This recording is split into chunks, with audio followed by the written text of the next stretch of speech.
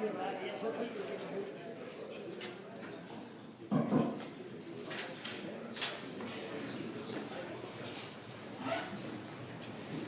evening. Welcome to tonight's James Gregory Public Lecture. Before I introduce tonight's speaker, let me begin by once again just saying a few words about the programme that is behind this series of James Gregory Lectures. It is called Scientists and Congregations Scotland and is currently working to support 25 churches across Scotland to encourage constructive conversation about science and faith within the life of the church. If you'd like to find out more about this programme, please visit the website at www.sicscotland.org. Here, also, if you'd like to find out about future James Gregory lectures, please visit that website at www.jamesgregory.org.uk. Here, you will be able to find details of some of the exciting upcoming lectures. On that note, we're going to be ending this series of lectures with a bang next semester, when we'll be hearing 3 lectures from Professor Eleanor Stump, Professor Alistair McGrath, and Dr. Jennifer Wiseman. Also, if you're interested in receiving emails about future James Gregory lectures, there are some forms up here at the front, so please fill them in, and we will collect them up and put you on the emailing list. Now, to introduce this evening's speaker. Professor Eric Priest is Emeritus Professor of Theoretical Solar Physics here at the University of St Andrews. Prior to this, he held the Gregory Chair of Applied Mathematics. His research has focused on constructing mathematical models for the subtle and complex ways in which magnetic fields interact with plasmas in the atmosphere of the Sun and in more exotic cosmic objects. I wasn't going to memorize that. So, Professor Priest is a Fellow of the Royal Society of Edinburgh and the Royal Society. He has served as the Vice President of the United Kingdom's Royal Astronomical Society and President of the International Astronomical Union's Commission on Solar Activity. He has been awarded numerous prizes, including the James Arthur Prize, the Hale Prize, the Rosseland Lectureship, the Gold Medal of the Royal Astronomical Society, and the Payne-Gaposchkin Medal. He has served on numerous national and international committees in astronomy, solar physics, and applied mathematics, and is currently a trustee of the John Templeton Foundation. He is author of over 450 peer-reviewed research publications and has written or edited 18 books, including Solar Magnetohydrodynamics and Magnetic Reconnection, MHD Theory and Applications. On top of all this, Professor Priest has devoted himself to promoting a constructive conversation about science and faith within society. As many of you will know, he was one of the ones to have launched the very first series of James Gregory lectures in 2007 alongside Professor Alan Torrance. Also, he has recently edited 2 volumes on science and religion, including this one, entitled Towards an Integration of Science and Theology, which I would strongly encourage you to check out. Further, he is on the Doctrine Committee for the Scottish Episcopal Church. I could keep going for a lot longer, but it is not me who you have come here to hear. So, it is a huge blessing and a tremendous honour to welcome Professor Priest up here to the front to give his lecture Towards an Integration of Science and Christianity. Welcome.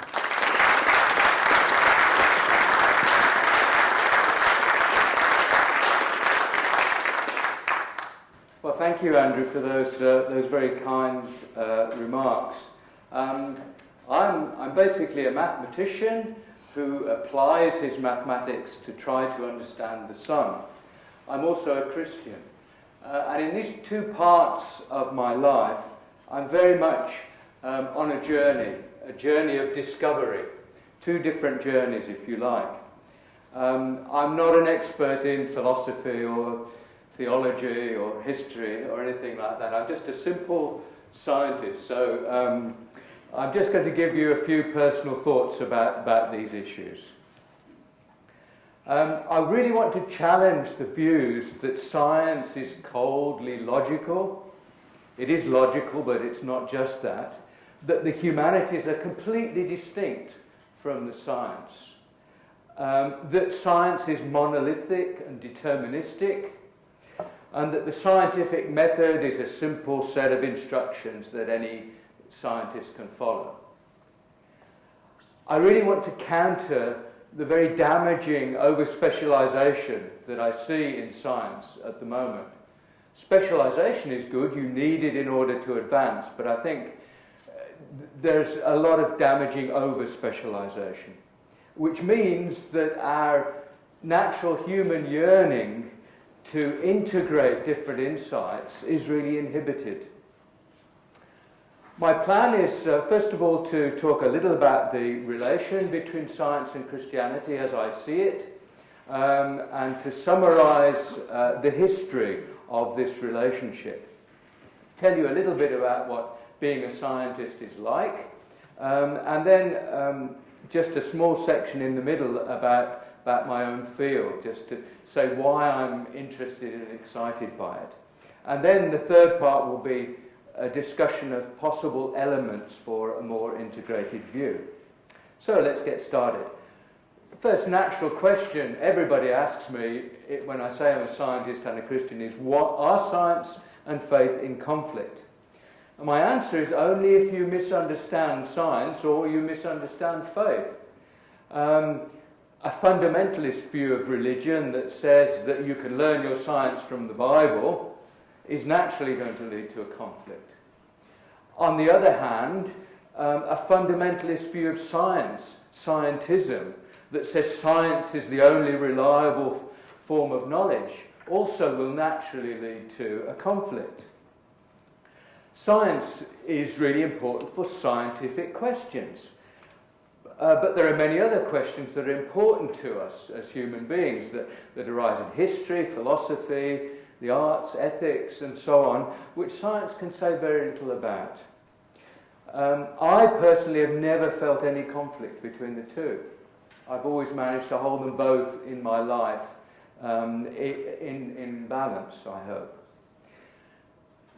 A natural question, though, is what is the relation between God and the universe? Well, in the ancient pagan world, of course, there were many gods, and they were thought occasionally to interfere with the world. And in the ancient Greeks, there was a very interesting tradition. The Epicureans thought that science and religion were independent, that the gods take no interest whatsoever in the world. And this led to a theory that Stephen Jay Gould put forward of a clear separation between science and religion. He called it non-overlapping magisteria.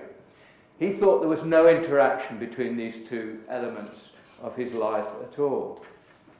This, though, naturally leads to the idea of a deist God, one that was there at the beginning but is remote and uncaring. And the danger of this is that as science increases, you have little need for such a God, and you can do away with religion. And I think this is what's happened to a lot of people in our society today. The Christian God is very different from this idea, though, because the Christian God created the universe and its laws with the potential for life to be created from what he had originally set up. And we, as part of this life, have a longing to study the universe and to understand it. It's a natural quest that we all have. But also, our Christian God is intimately involved in the world, continually sustaining it, continually supporting it. And I think is involved continuously in all our creative acts that we take part in every day, in our relationships, in our work, and so on. I think God is involved in those. And for me, Jesus, the really wonderful thing about Jesus is that he showed us that in our suffering world, God is alongside us. And that's something that the other religions don't show. And that's really as well as the fact that I'm fascinated by the man Jesus. That's really why I'm a Christian rather than any other, go to any other religion. I want to say a little bit about the history of science and religion, because I recently read this wonderful new book that's just come out by Peter Harrison on the basis of his Edinburgh Gifford lectures, called Territories of Science and Religion, which charts the history of this relationship. He first of all asks, have science and religion always been in conflict? And he says that's a nonsensical question. It's like asking, in the 16th century, were Israel and Egypt at war?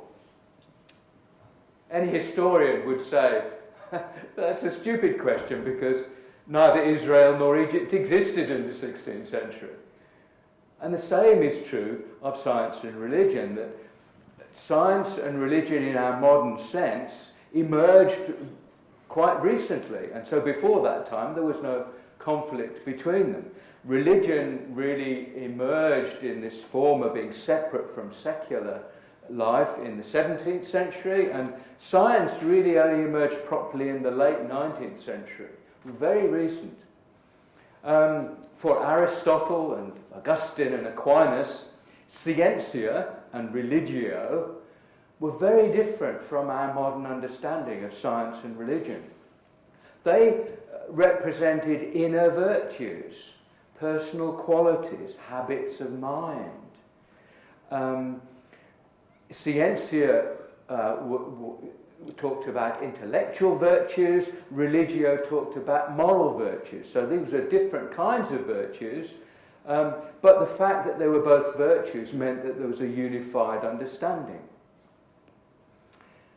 So rehearsing scientific knowledge was thought to strengthen the mind, and undergoing religious devotions was thought to lead to a state of inner piety.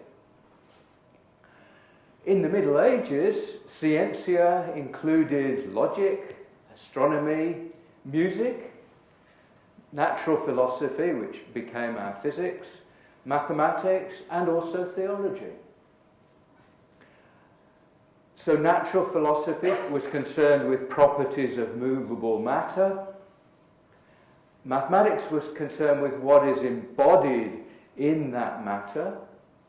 And theology was concerned with what is separated from matter, what is eternal. Augustine gave this wonderful statement, which is just as true today, and which is one of my favourite statements from history, actually. He said, you should not interpret Scripture in a way that conflicts with either reason or experience, either a priori knowledge or a posteriori knowledge. In other words, it shouldn't conflict with your logic or with your science. In the 16th and 17th centuries, of course, we had the Reformation and the rise of this new experimental natural philosophy, with the Royal Society and other institutions at the fore. And the result of this was that Aristotle's virtues and his inherent tendencies of objects were replaced by codified beliefs and by divine laws of nature. And a new inductive way to read the book of nature was put forward by Francis Bacon, where you catalogue observations and you look for patterns in those observations. And this approach was suggested that it should use the language of mathematics partly, and that also you should use experiments to determine this new way of looking at the book of nature. So experimental philosophy then formed a new partnership in those days with theology. A rich interdisciplinary culture developed, held together by theology. Theology was integral in those days to the scientific endeavour, because Christianity provided a motivation for science. It said that nature is orderly and good, created by God, and therefore is something that is worthy of our study. And this gave a great impetus to the early Fellows of the Royal Society, for example, to study science. Newton, for example, said, in the first place, the system of planets could not have arisen without God. And he also said that the regularities of nature, planets moving around and so on, show the continuous action of God. In the 17th century, then, we saw the first step in the emergence of modern science. But this was really only completed in the second half of the 19th century. Basically because at that time, a new professional class emerged. And they wanted to demarcate science from from amateur behaviour and from things that were not science. There was a big motivation then to put boundaries around science. And so, for example, they redefined the word science to be natural history plus natural philosophy. That was how they defined science. It was the combination of these two previously separate fields of study. And in the process, they excluded, for the first time, humanities and religion. And this is what then split our life into the two cultures, this split that remains to this day in the minds of many people. That was one thing that the new professional class did in the second half of the 19th century. A second was to produce a new identity. The word scientist was invented in the 19th century. And the scientist had a new venue, the laboratory. And again, a new scientific method was proposed, this new method that all scientists would use. And along with this, they constructed a mythical past in which there was a conflict between science and religion because they wanted to exclude religion from their definition of science.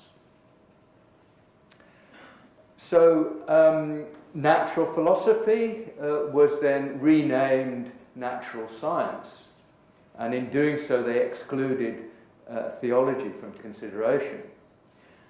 And naturalists were renamed biologists because naturalists were regarded as being amateur and biologists as being professionals. Science, as previously regarded as the humble accumulation of data, was replaced by a professional activity with the scientist in charge of it. And Huxley, for example, said, the scientific method is the only way to ascertain truth. So this redefinition, this coalescence of science, meant that we could now have a relationship between science and religion, and many of these people regarded that relationship as being one of conflict, and that's why they invented this conflict myth. Draper and White in particular each wrote a book in which they invented this conflict myth because they wanted to solidify the boundaries of science as being separate from the boundaries of religion. Draper was the first president of Cornell, the first secular university, and so he really wanted, he had a political reason for pushing this view. Among the myths that they put forward, which are not true, were that medieval thinkers thought the earth is flat, that heliocentrism was resisted because it demoted humans from the centre, and that for Darwin there was universal resistance from the whole church. These were the myths, some of the myths that they put forward, amongst many others. One conflict myth that I think continues to this day in the minds of many people was over Galileo. Many people think this was a battle between science and religion, and that religion was being very unfair on poor old Galileo, who was showing the truth. It's certainly true that he was forced to recant heliocentrism, the idea that the sun is at the centre of the solar system, the centre of the then known universe. Previously, the standard model had been that the Earth was at the centre of the universe. And Copernicus had recently put forward this idea that the sun is at the centre instead, and Galileo adopted this very enthusiastically. But this was not a conflict between science and religion. It was actually a conflict within science. The church, in fact, at the time was the strongest institutional supporter of astronomy. Many Vatican scholars were astronomers, famous astronomers. And basically at the time, what the church was doing was supporting the standard view, the accepted view, namely that the Earth was at the centre rather than the sun being at the centre. And Galileo, being a rather arrogant man, ridiculed the Pope in a book that he wrote. The Pope had formerly been a close friend of Galileo's, but he ridiculed him and the Jesuits. And the church, though, made it clear that it was happy to accept heliocentrism as a theory, as a hypothesis. But what Galileo did was to insist that this was a fact. And that's where the argument lay with the church. He insisted that it was a fact, even though, and they asked him, okay, you think it's a fact, can you prove it to us? And he couldn't. And the evidence at the time was very flimsy. In fact, it was only very much later that good support for the heliocentric model arose. Newton's Principia, with the idea of the force of gravity and bodies moving around the sun. This gave excellent support. Experimental support, strong experimental support, only came in the 19th century when parallax, stellar parallax was shown. The fact that as the Earth moves around the sun, you should see stars from slightly different directions. And the rotation of the Earth was only proved in 1851 with Foucault's pendulum. So Peter Harrison in his book concludes that by asking the question, is science really unified, or is it just a cluster of different fields? And he also makes the statement that the split between science and religion are not a necessary feature or a natural part of human society.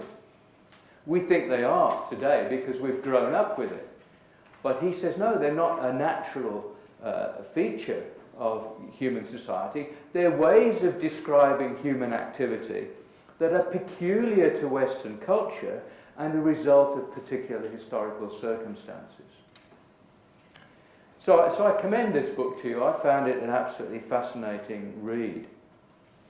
Let me move on, though, and ask, what do you think it's like being a scientist? Those of you who are not scientists, what do you imagine being a scientist is like? Terrible, probably, but what do you think it's like being a scientist, right at its core? Well, for me, I mean, is it cold and logical and mechanical? Is it undertaken by computers and emotionless people in white coats? Does it have nothing at all to do with the arts or Christianity? Is the world reductionist? For example, is life nothing but individual molecules, a collection of individual molecules in cells? Are thoughts nothing but a series of electrical signals in your brain? And that's all there is to it. Well, for me, being a scientist in practice involves creativity. That's the key essence of being a scientist. It's right at the core of what scientists do. Leaps of faith, intuition, imagination. This is the main feature of a scientist. Inspiration. And you have these wonderful moments of inspiration. And when I have such a moment, I'm not very good to live with because I really long to spend time working out the idea that I've just had. You know, it just absolutely dominates my thinking. I can't stop thinking about it. I really want to follow this idea and see where it's going to take me. And I then have to work really hard. There's a 90% of perspiration, as they say, and 10% inspiration. But you really have to work hard. And there's a sense that you're being carried along. You have a vision as to where you think you're trying to get. And sometimes you do end up there, but you don't go via the path that you thought you were going to go. Or sometimes you end up somewhere slightly different. And it often, in the process, fills you with a sense of beauty and a sense of wonder. And therefore of humility, because you realise just how little you know and how much there is to learn.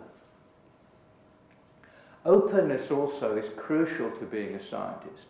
Questioning, which means that's why we're on a voyage of discovery. It's such an exciting thing to be a scientist. And trust and integrity are crucial to the scientific community as well. We have to trust each other in the community. There's no way that I can prove more than a very small fraction of other people's results. So I have to trust that they're telling me the truth when they tell me, you know, what they've discovered. So this description, I'm sure you'll agree, is very similar to what it must be like to be a painter or a poet. Very similar. And they really, though, affect my life of faith. Because being a Christian involves what? It involves leaps of faith and trust. It often fills you with beauty, wonder, and humility. Openness is central if you want your faith to remain alive. Questioning the idea of this pilgrimage. And the community is just so important as well, the body of Christ. So to me, this very close analogy suggests that there's some kind of underlying unity that I wanted to try to explore and develop in more detail. But let me first of all, as a side issue, just tell you a little bit about the sun and why it excites me. The sun is a ball of gas held together by gravity, and you often see these dark spots, sunspots, which are regions where very strong magnetic fields are coming through the surface and spreading out into the atmosphere. Here's an example where we zoom in to a small point near a sunspot. Zooming in by about a factor of 100. This was only made last year. This is the best observations we've ever had of the surface of the sun. And you see that the whole surface is in turbulent motion. It's very complex. And the sunspot itself has a shape which just evolves slowly, and you can understand that. But then inside the sunspot, there's lots of complex behavior going on, most of which we don't yet understand, which we're grappling with to understand. The sun, I said, is a gas, but it's not a normal gas. In fact, it's so different that we give it a new name. You're familiar with the three states of matter. The first being a solid, and if you increase the temperature of a solid, it will become a liquid. And if you increase the temperature of any liquid, it will become a gas. If you carry on raising the temperature, eventually any gas will become the fourth state of matter, an ionized gas, which we call plasma. And we give it this new name because it behaves so completely differently from a normal gas in one very important respect. And that is that it's coupled to the magnetic field in a very intimate, subtle, complex way. There's a magnetic field in this room, but we're completely unaware of it because it doesn't affect the gas in this room. But it's different in a plasma. And in fact, the whole of the sun, 99.9% of the universe, is in the plasma state. Here on Earth, we're in a tiny bubble of solids, liquids, and gases, surrounded by plasma. And so the magnetic field on the sun is responsible for all the dynamic behavior that we see inside sunspots that I was just showing you, but also in the atmosphere of the sun. The outer atmosphere of the sun is called the corona. And you can see the corona during an eclipse of the sun. It was discovered in 1940 that the temperature of the corona is 1,000,000 degrees, which is quite staggering when you realize that the surface of the sun is only 6,000 degrees. And it's thought to be heated somehow by the magnetic field. This is one of the big mysteries in my field. How is it heated? We've been here in St Andrews suggesting several possible mechanisms using the magnetic field. We don't know yet. We know it's the magnetic field sometime, but we don't yet know whether it's one of the mechanisms we're playing with at the moment or whether it's something else. The outer corona, though, is all streaming outwards in all directions, and it's called the solar wind.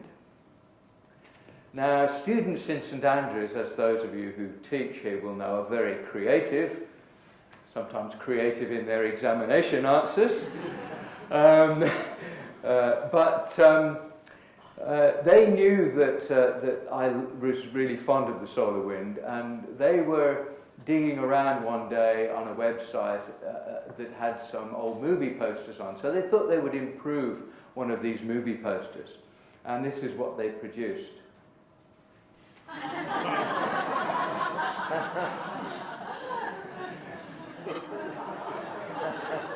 Gone with the solar wind. I only wish my memory wasn't so poor, because I wish I could remember that. It looks as if it was rather enjoyable.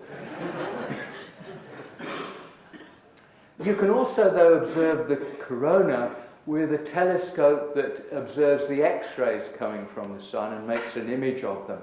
And here is a beautiful image of the corona glowing in X-rays. I thought I would, for fun, show you the equations that describe this interaction between the plasma and the magnetic field. There they are. And I would happily give you 80 or 90 lectures on these equations, if you'd give me time. For me, these equations are as beautiful as anything I've ever seen. I play with them every day, and every week I discover new aspects of them that I didn't realize before.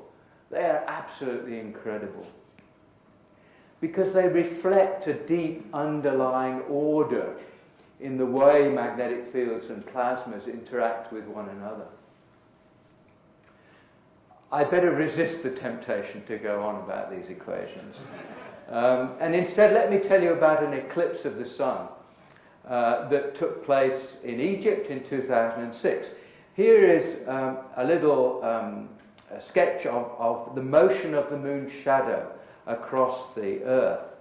And the center of the shadow, there's a dark dot, and that is where you have a total solar eclipse, where the whole of the sun is covered up rather than just part of the sun. And it crossed the Mediterranean at a point here on the border between Egypt and Libya. And Claire and I were fortunate enough to go there to watch the eclipse. Now, that's just to prove we were there. You can see we were with a rather snooty-looking individual, but we did enjoy that a lot. Here's the beginning of the eclipse as the moon is starting to come across, gradually eating its way into the sun. It takes about an hour and a half for it to move across. And during those 1.5 hours, it gets darker, just very, very slowly. And it gets cooler. And the shadows sharpen. Those shadows are just uncanny. Normally they're very, very blurred, aren't they? But because the sun is now so small, the shadow, scientists can explain that to you, the physicists can, the shadows get much sharper. And then in the last 10 minutes, it becomes more and more exciting. Your heart starts to pound. People look at each other in great excitement. The light level and the temperature decrease much more quickly. There's a wind because the air is cooling. Air is coming, it's contracting, and air is coming in from outside.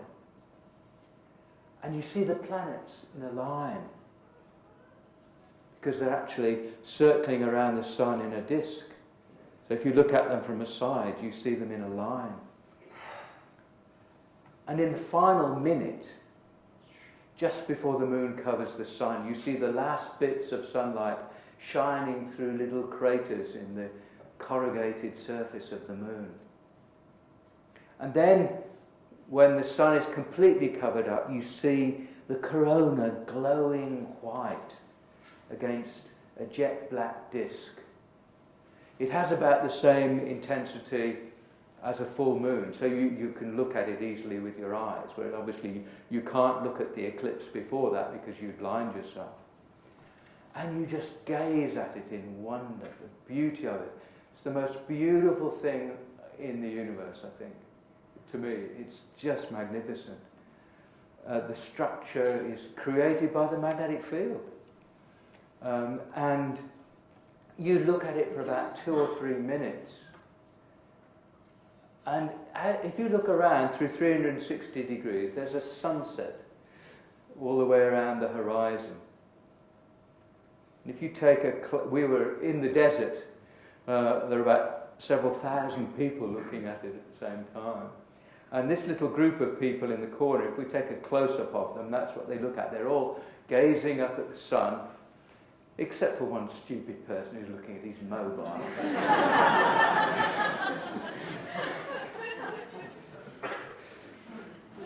And then just as the moon begins to uncover the sun, you see the first rays of the sun coming through these little craters again.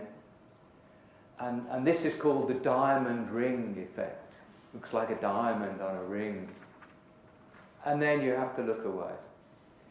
And you wish you could turn the clock back and see this over again. And you wonder where the next eclipse is so that you can go and watch the same thing.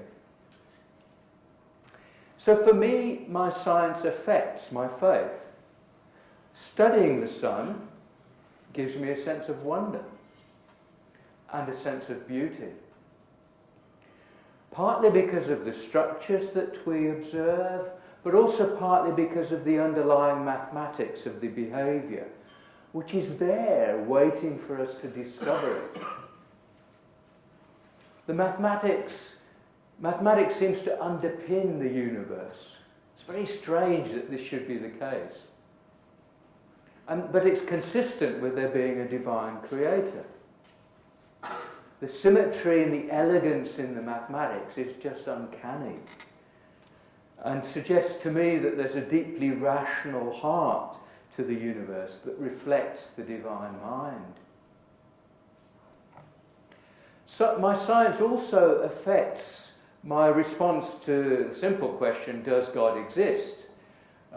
Because in most of science, you can't prove a theory or a model is correct. You can only do that if you're lucky enough, like Edmund, to be a pure mathematician.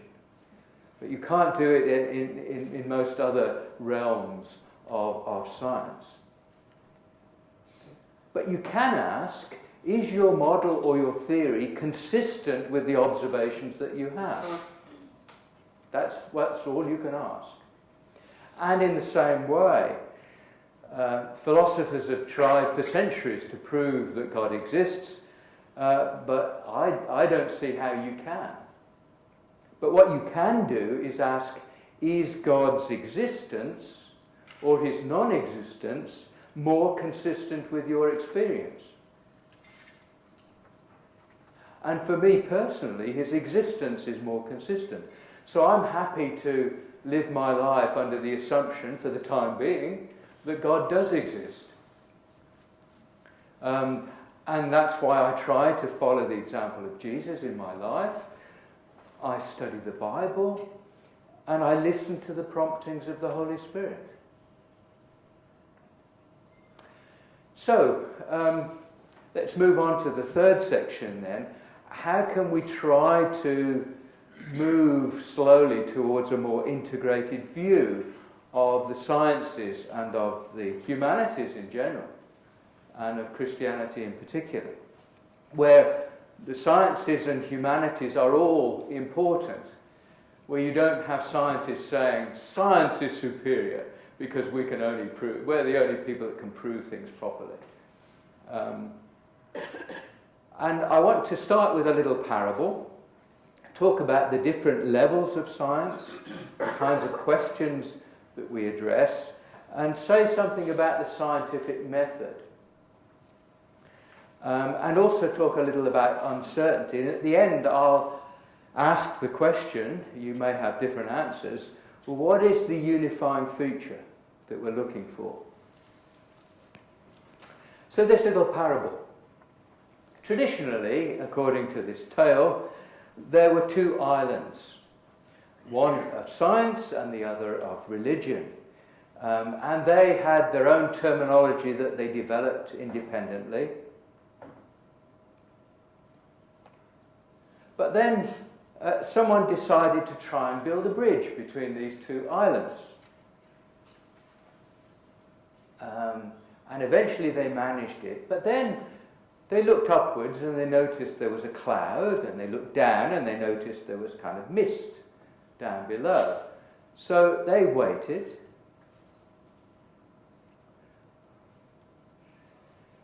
And when the cloud was uncovered and the mist cleared, they realised that there were not two separate islands after all.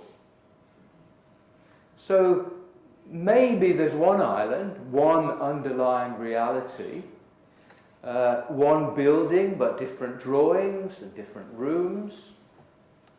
Maybe there's one truth that is illuminated from different directions. But each drawing, each direction is incomplete. You need to have all the different directions, all the different drawings to get a complete understanding.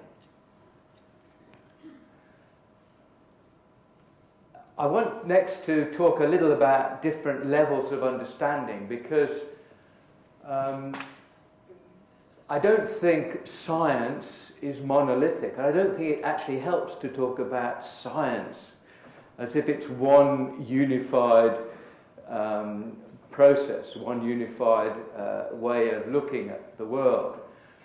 In my view, there are many different sciences, and there are many different levels of understanding. So if you start down at the subatomic world with particle physics, described by quantum mechanics, that's the lowest level we know at the moment, but maybe in future we will discover there's another level below that, which then leads to particle physics. But going up a level, individual atoms, each of which is understood by particle physics, these atoms move around and they interact with each other as they do in the gas in this room, and those movements are described by kinetic theory. But the gas in this room, rather than looking at all the different particles that are moving around, you can treat it as a continuous medium with a density and a temperature and a pressure, and you can describe the fluid mechanics of that medium. And you can use that to study stars and even galaxies. But you can also go a different direction, and you can combine atoms together to give chemistry. And you can even produce very complex molecules, which are much more difficult to describe, and indeed describe individual cells. And so now we're moving into the realm of biology. And moving upwards, we can even have life and have human life. And new fields now come into play, philosophy and psychology and theology, which were not there when we started out with our particle physics. So each of these different levels is described by its own terminology and its own models. The complexity, I think, is much more staggering than we normally realise. For example, if you think of the gas in this room and you just take a cube that is 1 centimetre inside, if you have 1 cubic centimetre of this gas, how many particles do you think there would be inside that? Particles of nitrogen and oxygen. How many do you think? Would it be 1 million, 10 with 6 zeros, or 1 billion? How many do you think it will be? In fact, it's 10 with 20 zeros after it. An incredible number of particles just in that tiny volume. In a galaxy, how many stars do you think there are? Turns out to be 100 billion. 10 with 11 zeros after it. And in the whole universe, there would be 10 with 23 zeros after it. 100 billion trillion. The human brain is the most complex object that we know. How many nerve cells do you think there are in the human brain? 1,000? 1 million? In fact, there are 10 billion. 10 to the power 10. 10 with 10 zeros after it. Nerve cells. So each of these nerve cells, on average, has not 2 or 3 connections to other nerve cells, but 5,000 connections. So the complexity of the human brain is just beyond our imagining. The human body itself has 37 trillion cells.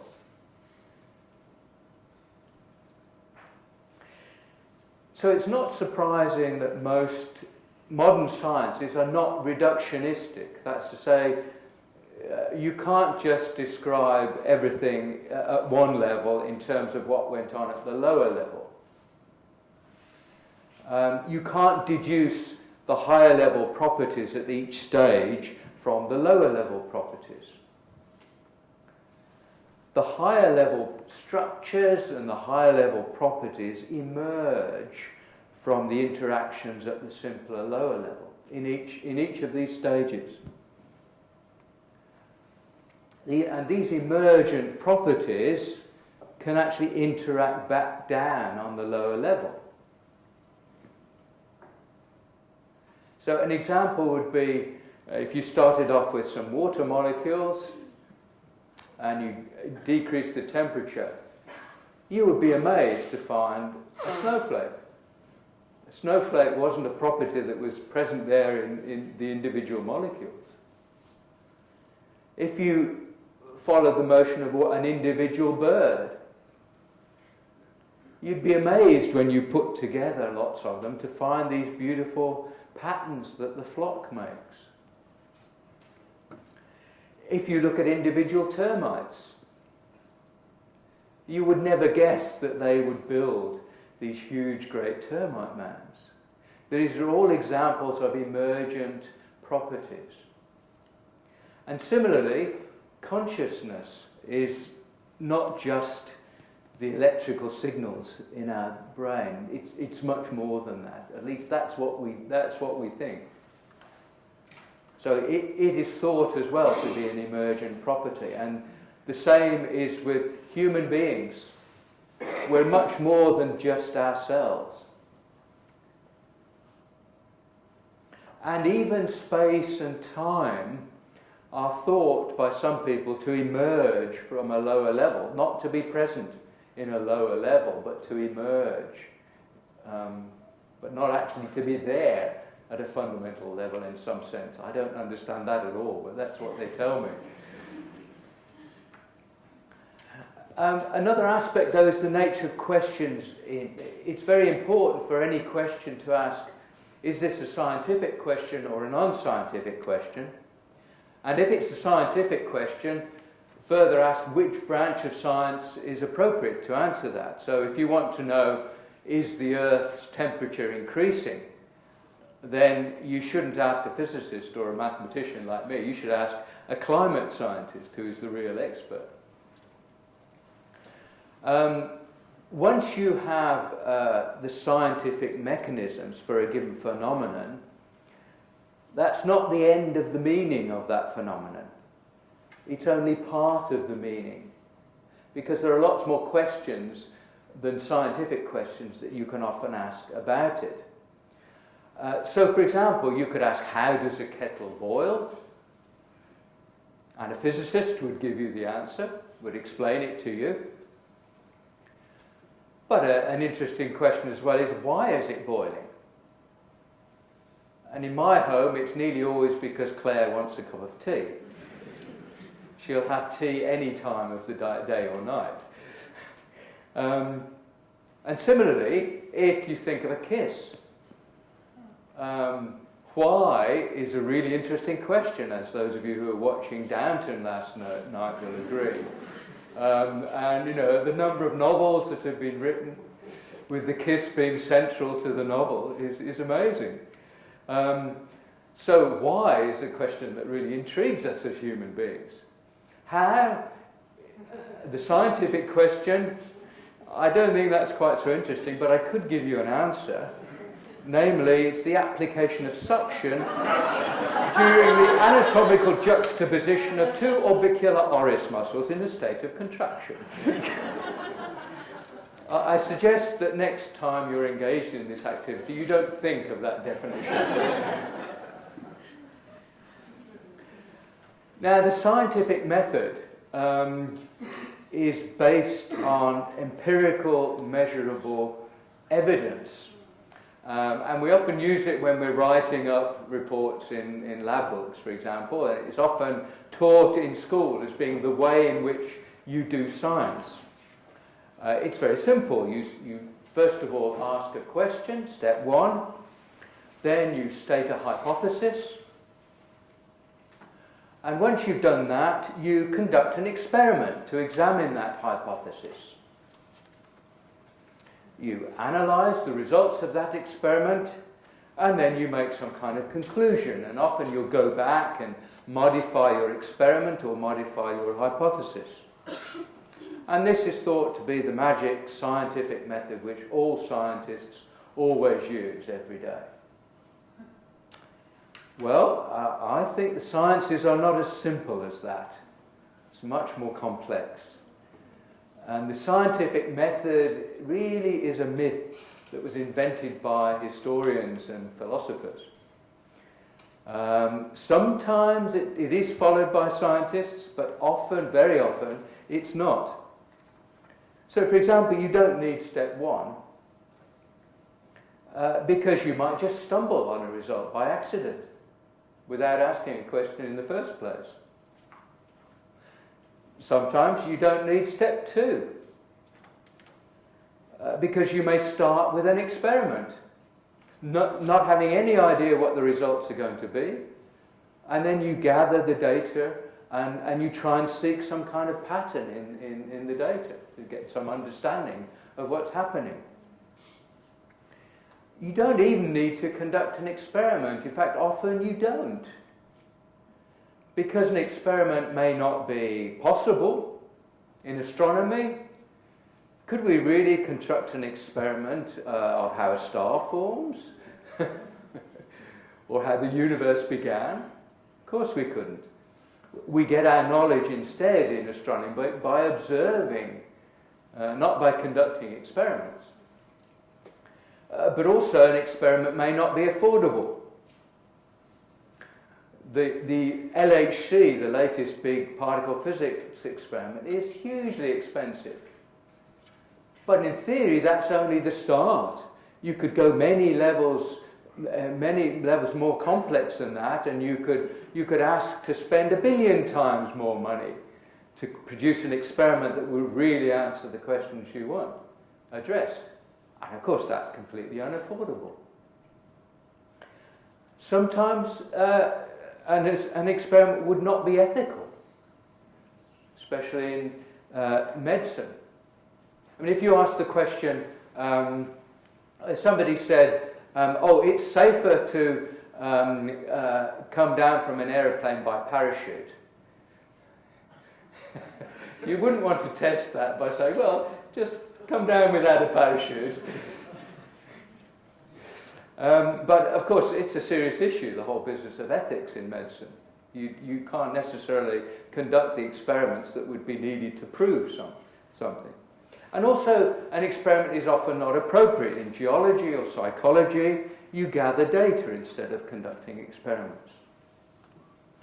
So there are many ways of doing sciences, and there are many more aspects than just these 5 stages of the scientific method. We would want to understand the nature of questions. I mean, how do you ask the right question? Is something that intrigues me. How do you come to the right question? Creativity, just how does it work? How can you create the environment within which creativity can flourish? I think that's a really important question in today's environment, because often people do not have the right environment. They're too hectic, they're too frantic to be able to allow creativity to work. Human interactions are crucial as well, where you share ideas, you debate with one another, and you actually co-create. Often you can create so much more together than you can as separate individuals. And there's a whole range of methods within the sciences. Some empirical, using experiments, and some not. Some are deductive and some are inductive. Just as in the humanities. So I actually think the humanities are a lot closer to parts of science than most people realise. Modern science also is not deterministic. That's to say, if you start out with a knowledge of the situation at an initial time, you can't necessarily predict what it's going to be at a later time, especially if you go a long way downstream. So this is certainly true of climate, of the climate weather forecasts, for example. We'll never be able to predict more than a week or maybe a little longer ahead. So it's not deterministic, partly because of random statistical fluctuations and turbulence. So you have a combination of regular behaviour and chance behaviour, of law-like and randomness. Sunspots are an example. You can predict their general properties, but you can't predict when individual sunspots will appear and how big they will be. With the Earth's weather, you can predict the general properties of the weather. We know it's going to get colder from now on as we go on through the winter, but we can't predict when individual cyclones are going to appear. Also, though, the nature of time and space and matter, when you want to look into them in very great detail, is very uncertain and very difficult to describe. I certainly don't understand, what is the nature of space at a very, very fine scale, the nature of time. Is it granular or not? I have no idea. The quantum level itself has uncertainty built into it, of course. You can't know both the position and the velocity of a particle, only the product of those two. And chaos also is often present in modern science. Small changes can lead to large results. So there are 2 themes that have been coming up in science. One is that uncertainty is often present, and it's essential for understanding many phenomena. It's also essential for creativity itself. Another theme is that rather than finding absolute truth, we're often seeking an explanation or a model that is consistent with the evidence, is consistent with the observations. So that explanation will be imperfect. But of course the aim is, as you improve the model, you're getting closer and closer to truth. So, what is the relation between sciences and religion, or Christianity in particular? Well, I've suggested they're not in conflict. I've also suggested they're not separate. I used to have this kind of model where the two were in dialogue and you'd have a kind of boundary, fuzzy boundary between the two where you could ask different questions about the same event. But I'm now coming to a more integrated view. I think a model that appeals to me more is this one, where the sciences and the humanities are a rainbow mixture, that they merge into one another. The boundaries between physics and biology, or biology and chemistry, biology and psychology, are fuzzy. But they're part of an integrated whole, so that they're immersed in an underlying unity, where creativity and community and beauty and wonder are all present, and where you ask different questions about the same reality. This is the kind of model that appeals to me much more. So what, finally, is the underlying feature that could bind the sciences and the humanities together? What is it they have in common? For Aristotle and Aquinas, it was virtues. The virtues were different, but they were all virtues. So, for me personally, I would say that it's a search for understanding, which combines both reason and imagination, and involves questions and wonder. Certainly at the core of science is you need both reason and imagination. And this is also true in the arts. If you're a musician composing a piece of music, you don't just do it randomly, you have a structure in mind around which you're building your new work of art. Without rationality, I think you lose touch with reality. And without creativity, you'll soon grind into the dust. Your path will soon stop. You won't be able to go very far. So I think you need both. So my conclusion is that I would like to see a more integrated view of the sciences, stop talking about science, the sciences and humanities in general, where we replace science by sciences and the scientific method by a whole series of approaches. And I think there is a continuum of approaches then, ranging from mathematics at one end to theology at the other, on different levels, and they all involve creativity and rationality. Both are important. Our hearts and our minds are not opposites, but they're complementary parts of what it means to be human. God gave us both, and so we need to use both, and we need to value both of them, to hold them together.